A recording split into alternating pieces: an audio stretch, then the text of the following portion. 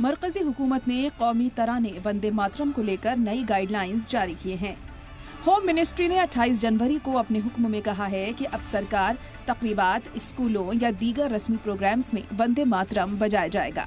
इस दौरान हर शख्स का खड़ा होना लाजमी होगा। न्यूज एजेंसी पीटीआई के मुताबिक हुक्म में साफ लिखा है कि अगर कौमी गीत वंदे मातरम और कौमी तराना जन गण मन साथ में गाएं या बजाए जाएं, तो पहले वंदे मातरम गाया जाएगा।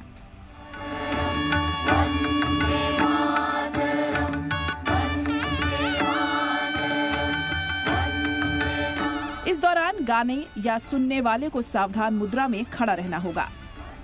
हुक्म के मुताबिक सभी स्कूलों में दिन की शुरुआत कौमी तराना बजाने के बाद ही होगी। नए नियमों के मुताबिक कौमी तराने के सभी 6 बंद गाए जाएंगे, जिसका कुल वक्त 3 मिनट 10 सेकंड है। अब तक असल गाने का सिर्फ पहले 2 बंद ही गाए जाते थे। ऐसा पहली बार है जब मुल्क में कौमी तराने के हवाले से डिटेल में प्रोटोकॉल जारी किया गया है। बीजेपी के एमपी इस कदम की जमकर तारीफ कर रहे हैं। दिनेश शर्मा इसे बेहतर कदम बता रहे हैं, तो वहीं रवि किशन जेनजी की मांग को पूरा करने का क्रेडिट पीएम को दे रहे हैं। वहीं अरुण गोविल वंदे मातरम को अब पूरा बता रहे हैं। वंदे मातरम को गायन करने का काम कांग्रेस के अधिवेशनों में भी होता रहा है। देश की आज़ादी के पहले और आज़ादी के बाद तक होता रहा है। ये राजनीति की ओछी जो राजनीति उसका शिकार हुआ वंदे मातरम का गान। और अगर आज उस परिपाटी को, जो पुरानी परिपाटी राष्ट्रहित की परिपाटी है, शुरू किया जाता है, तो मैं समझता हूँ सबको आह्लादित भी होना चाहिए, प्रसन्न भी होना चाहिए। युवाओं की मांग थी, जेनजी क्राउड की मांग थी, प्रधानमंत्री मोदी जी ने पूरा किया। देश अभी धुरंधर और बॉर्डर टू देख के पूरा तिरंगामय भारत हो चुका है। बलवान बलशाली भारत, राममय भारत हो चुका है। सनातनी भारत है और वो चाह रहा है कि वो सारी गाथाओं के साथ देश आगे बढ़े, और ये गाथा सुननी जरूरी है। वंदे मातरम जो गीत है वो अपने आप में संपूर्ण है, भारत की संस्कृति है, हमारा गौरव है, हमारा गर्व है। और वो पहले गलत हुआ था कि उसके स्टैंजा काट दिए गए थे, अब जाकर ये सही हुआ है कि उसके सभी पूरा गीत जिस तरह से लिखा गया था, वो इस गीत में कितने लोगों को इंस्पायर किया है, कितने लोगों ने बलिदान दिया है इस गीत को गाकर। तो उसको वो तो हमारे देश के लिए, संस्कृति के लिए बहुत बड़ी चीज़ है। वो ये हुआ है, बहुत अच्छा हुआ है। दूसरी तरफ समाजवादी पार्टी के लोकसभा एमपी अफजाल अंसारी वंदे मातरम को लेकर बीजेपी पर निशाना साधते हुए मुल्क को बर्बाद करने का इल्जाम लगा रहे हैं। तो संभल के लोकसभा एमपी जियाउर रहमान बर्क ने कहा है कि ये हमें वंदे मातरम के लिए मजबूर नहीं कर सकते। उनकी सोच है 6 लाइन जोड़ दें, 6 लाइन और बढ़ा दें। जब इनको ये एहसास है कि हम देश को विभाजित करके, विभाजनकारी नारा दे करके, विभाजनकारी बातें करके किसी भी तरह से जनता से अपनी उस नाकामियों को छिपाएंगे। अब इनको छुपाना है कि ट्रंप ने क्या कहा। उसने भी 4 लाइन बढ़ा दिया अपने वक्तव्य में। पहले वाले वक्तव्य में इसमें 4 लाइन बढ़ा दिया उसने। अब वो 4 लाइन बढ़ा दिया कि मैं नरेंद्र मोदी का पॉलिटिकल कैरियर खत्म नहीं करना चाहता, चाहूं तो कर दूं। अब इस बात से दिमाग हटाना है। वो राष्ट्रगान नहीं है, राष्ट्रगीत है, और उसके लिए हमें कोई बाध्य, कोई हमें नहीं कर सकता, कोई हमें बाउंड नहीं कर सकता कि हम उसको गाएं। वो हमारी उसकी कारण ये है कि उसमें मजहब की प्रति ऐसा वर्ड इस्तेमाल होता है जो कि हमारी मजहब के खिलाफ है। क्योंकि हम एक अल्लाह की इबादत करते हैं, इसलिए हम किसी दूसरी जगह को सजदा नहीं कर सकते।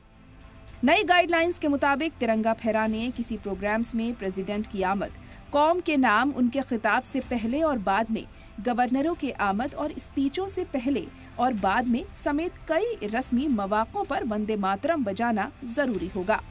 वुज़रा या दीगर अहम शख्सियात की मौजूदगी वाले गैर रस्मी लेकिन जरूरी प्रोग्राम्स में भी कौमी गीत इज्तिमाई तौर पर गाया जा सकता है, बशर्ते इसे पूरे एहतराम और शाइस्तगी के साथ पेश किया जाए। 10 पेजों के हुक्म में सिविलियन अवार्ड तकरीबात जैसे कि पद्म अवार्ड या ऐसे किसी भी तकरीब में जहां प्रेसिडेंट मौजूद हों, वहां भी वंदे मातरम बजाया जाएगा। AIMIM के चीफ और लोकसभा एमपी असदुद्दीन ओवैसी वंदे मातरम को किसी भी हाल में कबूल करने से इनकार करते नजर आ रहे हैं। अगर आप एक चीज को मजहब की जोड़ कर कहेंगे, मजहब ये वतन की मोहब्बत है, हमारे लिए काबिल कबूल नहीं है। वहीं ऑल इंडिया इमाम एसोसिएशन के चेयरमैन मौलाना साजिद रशीदी वंदे मातरम गाने से साफ इनकार करते हुए दिखाई दिए और इसकी वजह भी बता रहे हैं। बिल्कुल नहीं गाऊंगा।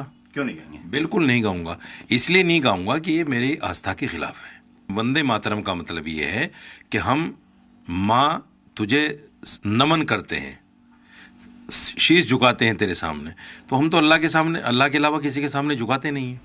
हालांकि सिनेमा हॉल को नए नियमों से दूर रखा गया है, यानी सिनेमा घरों में फिल्म शुरू होने से पहले वंदे मातरम बजाना और खड़ा रहना जरूरी नहीं होगा। वहीं अगर किसी न्यूज रील या डॉक्यूमेंट्री फिल्म के हिस्से के तौर पर कौमी गीत बजाया जाता है तो लोगों के लिए खड़ा होना जरूरी होगा। मिनिस्ट्री ने कहा कि ऐसी हालत में खड़े होने से अफरा तफरी हो सकती है। मिनिस्ट्री ने कहा है कि अब से कौमी तराने का सिर्फ सरकारी वर्जन ही गाया जाएगा या बजाया जाएगा और इसे ग्रुप गाने के साथ पेश किया जाएगा। दरअसल मुसलमान मानते हैं कि कौमी तराने में हिंदुस्तान को माँ का दर्जा दिया गया है और इसमें भारत माँ की आड़ में एक तरह से दुर्गा माता की तारीफ की गई है। हिंदूवादी तंजीम शुरू से ही हिंदुस्तान के नक्शे में एक देवी की तस्वीर लगाकर इसे भारत माँ कहते रहे हैं, जिससे मुसलमानों में ये तशवीश पैदा हुई है कि वो भारत माता के नाम पर किसी देवी की पूजा या तारीफ करते हैं। इसीलिए मुसलमान इसे गाने से परहेज करते हैं। वंदे मातरम के बहुत वो डिस्प्यूटेड मामला है, क्योंकि वंदे मातरम जिसने लिखा था उन्होंने अंग्रेजों के लिए लिखा था, ये हिंदुस्तानियों के लिए लिखा था। लिहाजा हम तो समझते हैं कि वंदे मातरम कहना देश के खिलाफ है हमारे, और उसमें पाबंदी ना होनी चाहिए, आज़ादी होनी चाहिए। जो पढ़ना चाहे पढ़े, कंफर्म कर दिया कि आप सरकारी कार्यक्रम में जरूरी कर दिया। जो पढ़ना पढ़े, जो न पढ़ना ना पढ़े, अपनी मर्जी भर के उसको प्रतिबंध नहीं लगाना चाहिए। उसके ऊपर आपकी जिसकी मर्जी है पढ़े, जो चाहे। अब यहाँ सड़क पर गाड़ियाँ बकता रहता है तो आप उसको पकड़ लीजिए, नहीं पकड़ना चाहिए। अनिवार्य नहीं होना चाहिए, ये गलत है। अनिवार्य होना गलत है, बल्कि होना चाहिए, आज़ादी होना चाहिए। हमारे मुल्क का सबसे ऊपर कानून है, संविधान है। संविधान में अगर ज़रूरी करार दिया गया है हर फ़िरक़े, हर ज़ात, हर बिरादरी के लिए, तो ठीक है, हुकूमत कर सकती है।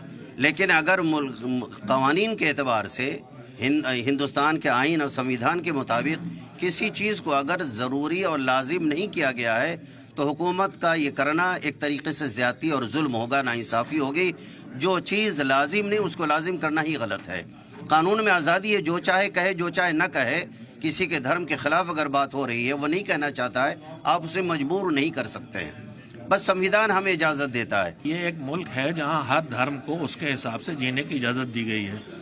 अब कहीं कहीं सरकार कुछ ऐसे फैसले लेती है जो किसी एक धर्म के मामले में आके अटक जाते हैं। हमें इस मुल्क की धरती से प्यार है, हम इस मुल्क की धरती का एहतराम भी करते हैं और हर आदमी वतन से प्यार करता है और अपने वतन की मोहब्बत करता है और एहतराम करता है। लेकिन हम अल्लाह के अलावा किसी की पूजा नहीं करते। वंदे मातरम, मैं संस्कृत नहीं जानता, लेकिन जितना मैंने पढ़ा और समझने की कोशिश की है उसमें इबादत का आता है और हमारे यहाँ इबादत अल्लाह के अलावा किसी की नहीं। हम रसूलुल्लाह की भी इबादत नहीं करते, अगर उनकी पूजा करें तो हराम है, शिर्क है। लिहाजा हमें यह दबाव न डाला जाए। मरकजी हुकूमत ने पिछले साल वंदे मातरम के 150 साल पूरे होने पर संसद के सरमाई इजलास के दौरान खास चर्चा का एहतमाम किया था। लोकसभा और राज्यसभा में इस मुद्दे पर जमकर हंगामा हुआ। तब कांग्रेस ने इल्जाम लगाया था कि सरकार मगरिबी बंगाल में होने वाले आगामी चुनावों को लेकर कौमी तराने को मुद्दा बना रही है। वहीं बीजेपी ने कांग्रेस पर पोलराइजेशन की सियासत के तहत वंदे मातरम के हिस्से को काटने का इल्जाम लगाया था। बीजेपी ने 1937 में मुल्क के पहले पीएम जवाहरलाल नेहरू की एक चिट्ठी शेयर की थी, जो उन्होंने सुभाष चंद्र बोस को लिखी थी। बीजेपी ने इल्जाम लगाया था कि चिट्ठी में नेहरू ने इशारा दिया था कि वंदे मातरम की कुछ लाइनें मुसलमानों को नाराज कर सकती हैं। संसद में बहस के दौरान बीजेपी के साबिक चीफ जेपी नड्डा ने कहा था कि कौमी गीत को भी कौमी तराना और कौमी परचम के बराबर दर्जा दिया जाना चाहिए। दरअसल आइन का आर्टिकल 25 हर शहरी को अपने मजहब को मानने और उस पर अमल करने की आज़ादी देता है, जबकि आर्टिकल 19 इजहार आज़ादी की गारंटी देता है। इसीलिए हिंदुस्तान का मुसलमान दावा करता है कि किसी गीत या नारे के लिए उन्हें मजबूर करना आईनी तौर से गलत है। लखनऊ से अतीक अहमद के साथ दिल्ली से नदीम अहमद की रिपोर्ट।